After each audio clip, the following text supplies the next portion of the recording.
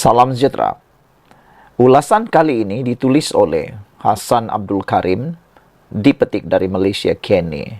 Sebelum kita teruskan, mohon Anda tinggalkan komen untuk isu kali ini. Adakah Johor rakan setaraf atau hanya sebuah negeri milik Malaysia?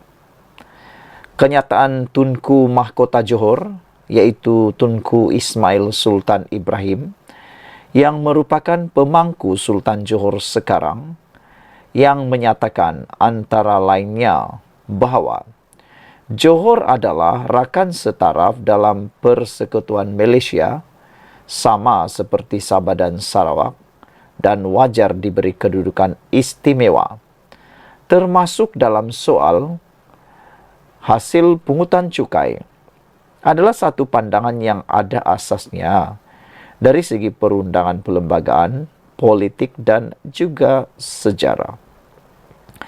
Johor moden sekarang adalah kesinambungan Johor lama yang pernah membina Empayar Johor Riau. Empayar Johor Riau adalah kerajaan Melayu yang wujud selepas jatuhnya Empayar Melaka.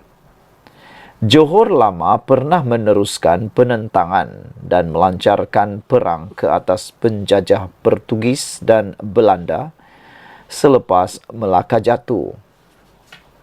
Jadi ada asasnya terhadap tuntutan Tunku Ismail.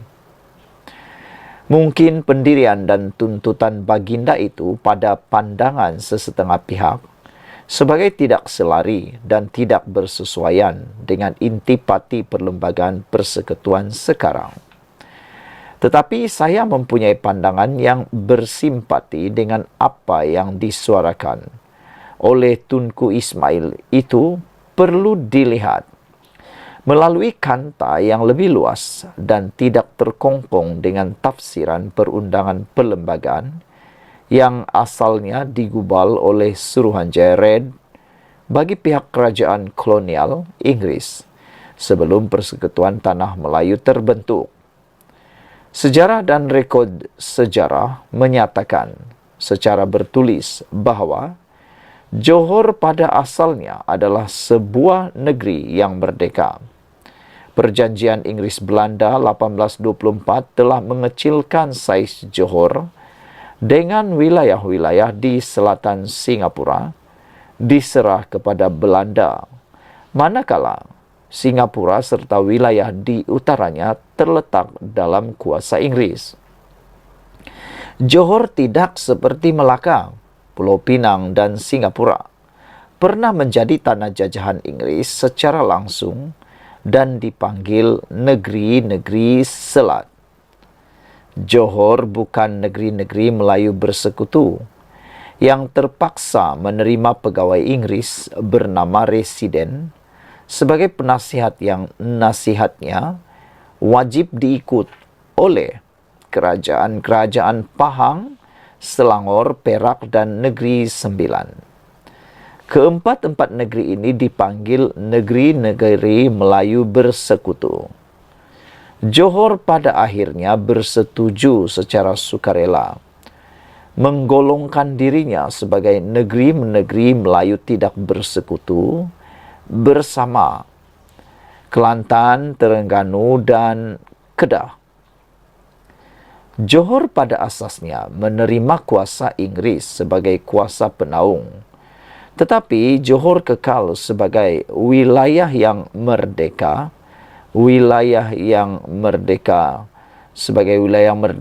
dan raja pemerintahnya mempunyai kedaulatan yang diiktiraf oleh kerajaan kolonial Inggris dan sistem kehakiman England.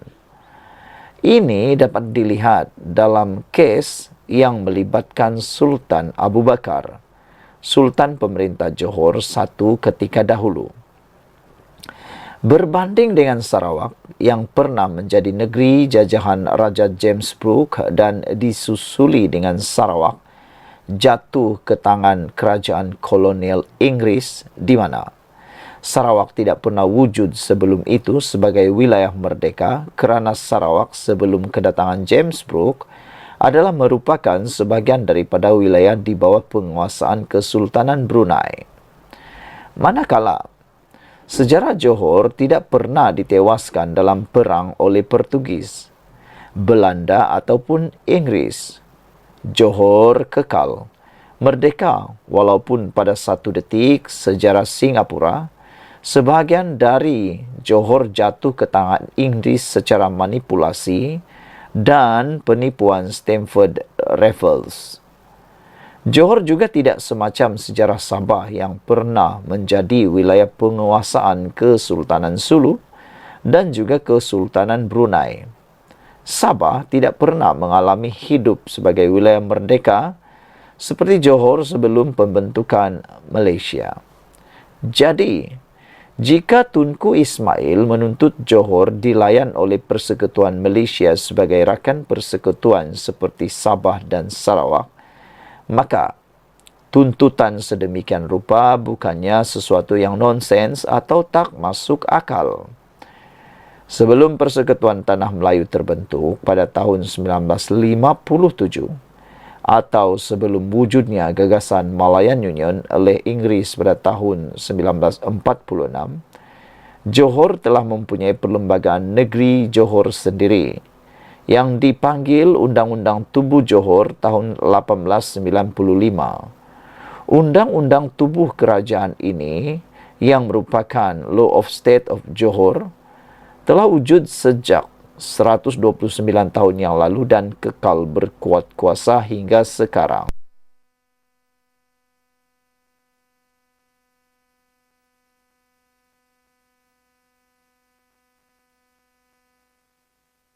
Maka, Perjanjian Persekutuan Tanah Melayu 1957 terlupus dan mansuh.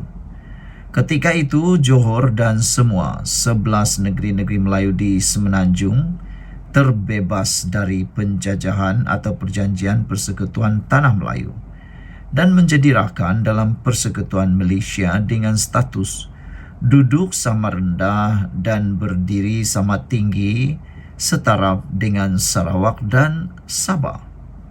Johor tidak pernah dijajah secara langsung oleh Portugis, Belanda, Inggris dan Jepun yang mempunyai sejarah panjang sebagai sebuah wilayah yang berdaulat. Tentu dapat menerima kedudukan kelas 2? Tidak, tentunya. Wilayah ini tidak dapat menerima kedudukan kelas kedua dalam Persekutuan Malaysia. Ulasan ini ditulis oleh Hassan Abdul Karim, merupakan ahli Parlimen Pasir Gudang yang juga merupakan seorang peguam. Sekian dulu untuk kali ini. Jangan lupa anda tinggalkan komen anda. Sila tekan butang subscribe. Kita jumpa lagi.